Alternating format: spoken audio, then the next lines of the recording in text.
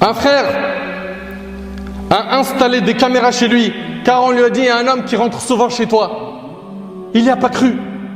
Il dit, c'est pas possible, un homme il rentre chez moi. Il a mis des caméras jusqu'au jour où il est tombé avec son smartphone, lui qui surveille ça à distance, sur un homme qui est rentré faire zina avec sa femme. Un autre, il faisait zina et sa femme, elle a vu toutes ces vidéos.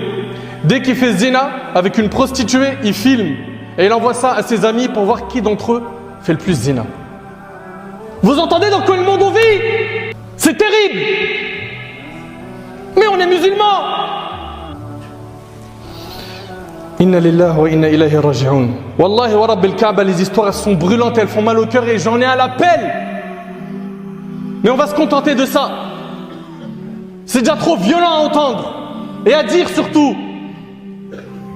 Les causes, le manque de taqwa. Pourquoi nos jeunes et nos moins jeunes sont tombés dedans? Parce qu'ils ne craignent plus Allah.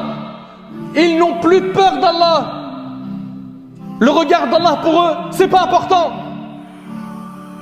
Subhanallah, quand je médite sur ce jeune ou ce moins jeune, ce frère et cette sœur qui vont se retrouver dans un endroit isolé, Allah Ta'ala nous voit partout. Wa huwa ma'akum aynama kuntum. Il est avec vous où que vous soyez. Et qui va enlever ses vêtements pour commettre la fornication sous le regard du Maître le Tout-Puissant Allah? Mais où est donc partie notre pudeur et notre honte envers notre Créateur Azza wa Jal? Avez-vous oublié qu'Allah Tabarak wa Ta'ala il nous voit partout? Qu'il est plus proche de nous que notre veine jugulaire? Comme cela est relaté dans le Coran. Les causes, c'est le manque de piété. Ces gens-là n'entretiennent pas leur foi. La religion pour eux, c'est secondaire, c'est pas important. Les causes, le fait de s'isoler avec une personne du sexe opposé étrangère.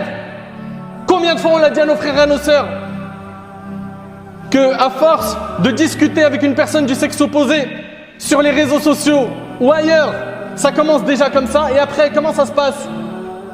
C'est un rendez-vous, puis après il la touche, il l'embrasse jusqu'à ce que ça se termine par la fornication.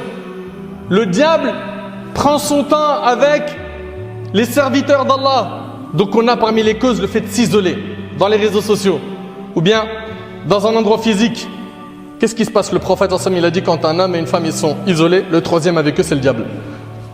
Et il ne va pas vous lâcher tant que vous n'avez pas fait des grands péchés, tant que vous n'avez pas mis en colère Allah. Parmi les causes, l'exhibition et cette impudicité qu'on voit partout généralisée autour de nous.